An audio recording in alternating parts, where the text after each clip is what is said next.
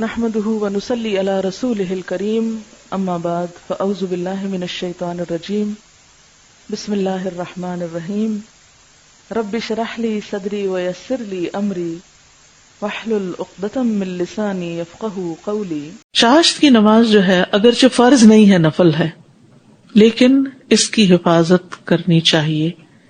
رسول اللہ صلی اللہ علیہ وسلم نے فرمایا، چاشت کی نماز کی حفاظت وہی کرتا ہے جو اواب ہو، اور یہی اوابین کی نماز ہے۔ صلاۃ الاوابین بھی اس کو کہا جاتا ہے۔ اواب کون ہوتا ہے؟ جو بہت زیادہ اللہ سبحانہ وتعالیٰ کی طرف رجوع کرنے والا ہو، بار بار اللہ کی طرف پلٹنے والا ہو۔ اب ایک اواب وہ ہے صبح اٹھا، تہجد کی نماز پڑھی، پھر فجر کی نماز پڑھی، پھر تھوڑی دیر گزری، پھر وہ چاشت کی نماز کے لیے آ گیا، پھر تھوڑی دیر بعد ظہر کی نماز کے لیے آ گیا۔ تو ظہر جو مڈ ڈے ہے اس وقت تک وہ کتنی نمازیں پڑھ چکا ہے۔ اس کے پڑھنے کا فائدہ بھی بہت ہے۔ اس کے پڑھنے سے تمام دن اللہ کی کفایت ملتی ہے، اللہ کافی ہو جاتا ہے۔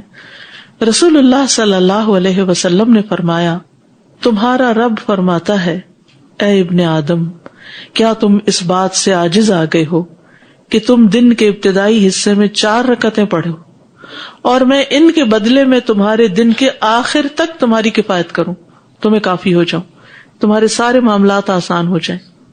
یعنی جو شخص یہ 4 رکعتیں ادا کر لیتا ہے اس کے معاملات اللہ کے ذمے ہو جاتے ہیں۔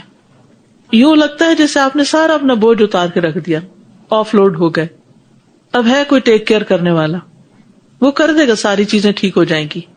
اور یہ جو ایک فیلنگ ہوتی ہے نا، یہ جو ایک کیفیت ہوتی ہے، یہ جو ایک احساس ہوتا ہے، سب کچھ ٹھیک ہو جائے گا، یہ پازیٹیوٹی جو ہے اس وقت تک انسان کے اندر آ نہیں سکتی جب تک انسان اللہ پر بھروسہ نہ کرے۔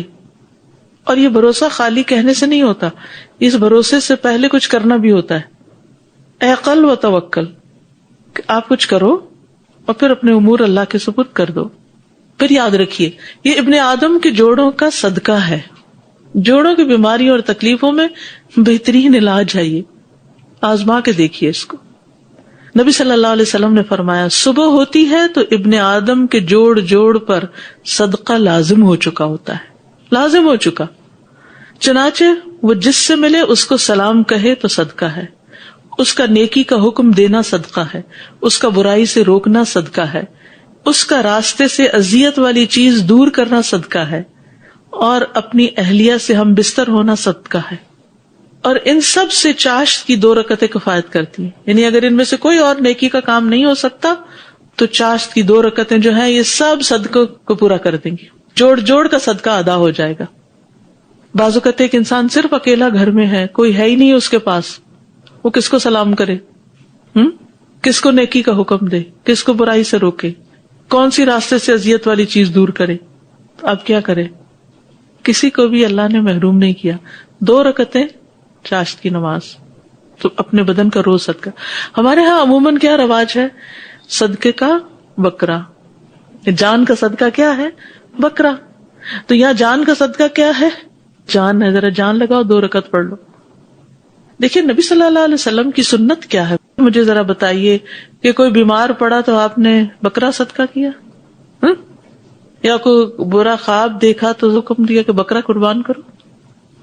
باقی آپ نے اگر غریبوں کو کھانا کھلانا ہے تو چاہے بکرا قربان کریں، چاہے آپ سوکھا راشن دے دیں، چاہے ان کے بچوں کی فیس دے دیں، ان کی پڑھائی کا ذمہ لے لیں، ان کو سال میں کتابیں لے کر دے دیں۔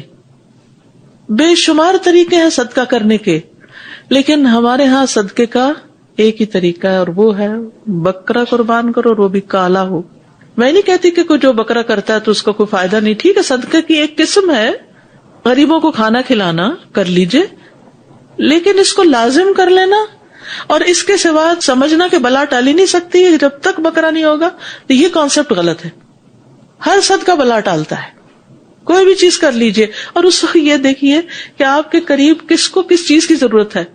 آپ اس کو تو روک کے رکھے ہوئے، وہ بےچارا تو ترس رہا ہے، وہ مصیبت میں مبتلا ہے، اس کی آپ مدد نہیں کر رہے، اور دور بیٹھے لوگوں کو آپ بکرے کا گوشت کھلا رہے ہیں۔ تو اس میں آپ دیکھیے کہ اگر آپ نے اپنی جان کا صدقہ دینا ہے نا تو 2 نفل چاشت کے پڑھنا شروع کر دیں۔ اگر آپ کے پاس گھر میں وقت نہیں، کام پہ جہاں جا رہے ہیں 5 منٹ پہلے پہنچ گئے، وہاں پڑھ لیجیے۔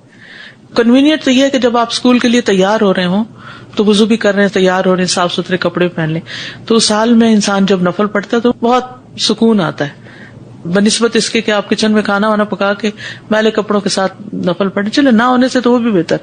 ان کا وقت جو ہے وہ سورج نکلنے کے 15 منٹ بعد سے سورج کے زوال سے 15 منٹ پہلے تک آپ کو کھلا ٹائم ہے, جب بھی آپ چاہیں پڑھیں.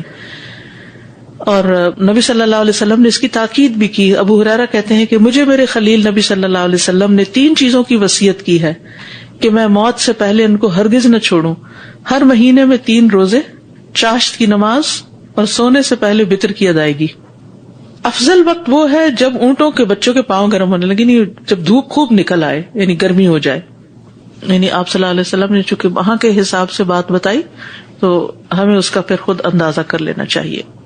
قاسم شیبانی کہتے ہیں کہ زید بن ارقم رضی اللہ عنہ نے کچھ لوگوں کو چاشت کے وقت نماز پڑھتے دیکھا تو کہا, یہ لوگ اچھی طرح جانتے ہیں کہ یہ نماز اس وقت کی بجائے ایک اور وقت میں پڑھنا افضل ہے, کیونکہ رسول اللہ صلی اللہ علیہ وسلم نے فرمایا اوابین کا معنی ہے اطاعت گزار, توبہ کرنے والے اور اللہ کی طرف رجوع کرنے والے لوگوں کی نماز اس وقت ہوتی ہے جب اونٹ کے دودھ چھڑائے جانے والے بچوں کے پاؤں گرمی سے جلنے لگتے ہیں, یعنی اتنی دھوپ نکل چکی ہوتی ہے. ابن عباس کہتے ہیں اس کا وقت سورج کا ایک نیزے کے بقدر بلند ہو جانے سے لے کر اور زوال سے پہلے سورج کے رک جانے تک ہے, اور بہتر یہ ہے کہ تپش کی شدت کے بعد اس نماز کو شروع کیا جائے, اور یہی صلاۃ الاوابین ہے. معاذہ بیان کرتی ہیں کہ انہوں نے حضرت عائشہ سے پوچھا کہ رسول اللہ صلی اللہ علیہ وسلم کی چاشت کی نماز کی کتنی رکعتیں ہوتی تھی, تو انہوں نے کہا 4 رکعتیں, اور جتنی چاہتے بڑھا دیتے. وہ مہانی کے گھر آپ نے 8 پڑھی, 2 سے صدقہ ادا ہو جاتا ہے, 4 سے دن کی کفایت ہو جاتی. اور اگر زیادہ بڑھانا چاہیں, آپ کے پاس کبھی وقت زیادہ بھی ہوتا ہے اور کبھی نہیں بھی ہوتا, تو کم از کم 2 تو پڑھیں, لیکن زیادہ آپ جتنی چاہیں پڑھ لیں.